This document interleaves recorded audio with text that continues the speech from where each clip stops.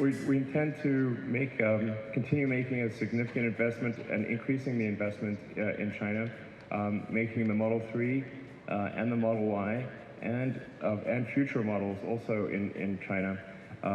And I think something that would be, I think, super cool would be to, and so we're going to do it, we're going to try to do it, is to create a China Design and Engineering Center to actually design an original car in China for worldwide consumption.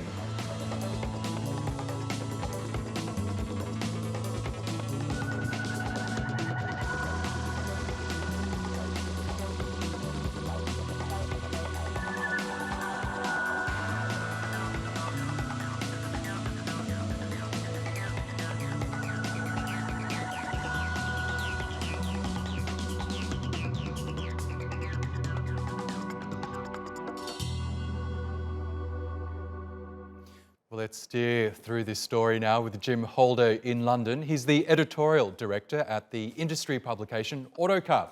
Welcome back to Money Talks, Jim. This is quite an impressive achievement for Tesla and for Elon Musk himself. It's now overtaken Volkswagen to become the world's second most valuable car company. What are your thoughts on this achievement? It's a big milestone for Tesla, isn't it? Yeah, it's massive. It marks Tesla really not only joining the big boys, but overtaking them. You know, this valuation is greater than GM and Ford combined. As you say, it's overtaken Volkswagen, and it sits only now behind Toyota in these terms. But what we have to consider, this is one measurement of a car company's value. In terms of sales, they're still a comparative minnow for the car industry. I think what the investors are betting on is Tesla's ability to disrupt long into the future. And whether it can really do that on a scale that is greater than, as we say, GM and Ford, or perhaps even Volkswagen, that is a huge, huge leap from where they are today. And it takes a real leap of confidence to believe that in the face of growing opposition from the so-called legacy car makers, they can maintain that leadership. Yes, and how can Tesla aim to, I guess, sustain the value of its company and increase sales? Because at the moment, it really is only selling passenger vehicles, whereas companies like VW, Toyota, I mean, they've got a whole gamut of products that are on offer that are being used not only by individuals, by businesses, industry. Does Tesla need to go down that route in order to, I guess, maintain its growth?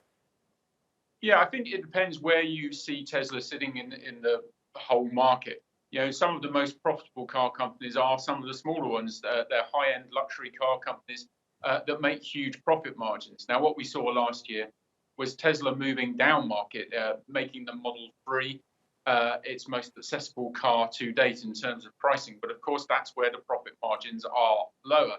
Where it's really succeeded so far is convincing advocates of new technologies that they want to be associated with the brand. So tech leaders really have bought into the idea of driving a Tesla and making a statement. Now, can it take those values mass market?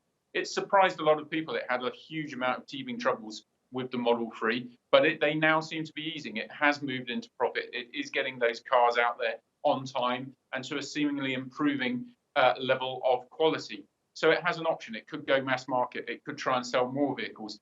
We've already seen hints that it might try and move into the heavy haulage industries, start building trucks and lorries. But also it has opportunities around technology. Where Tesla has cut through where others have failed is that it's established itself by building the first credible electric cars.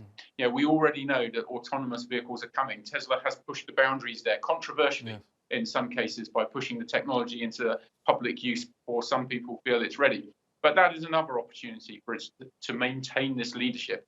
And I think to keep this kind of valuation, it needs to keep upsetting the apple cart. It needs to keep one step ahead. Okay, before we let you go, we know that the so-called legacy car makers are playing catch-up in the electric vehicle market, the likes of Daimler, BMW, all investing heavily in EV. Do you think Tesla might come under threat as those products go online? Yeah, I think absolutely. And I think the irony is that actually some of these car companies have already beaten Tesla to market, but they don't have the rock star for the CEO. They don't have the company name that can create headlines every single time they move. You know, you look at what Kia, Hyundai, some of these large companies have already got on the market. They're at least the equal of Tesla in everything other than desirability. So I think what we're going to see is a huge number of competitors coming into the market at lower prices, potentially even at higher technical capability. And that really is going to mix things up. But Tesla still has a brand that is more desirable probably than any other. Okay, Jim Holder, we'll have to leave it there, but thank you so much, as always, for your analysis.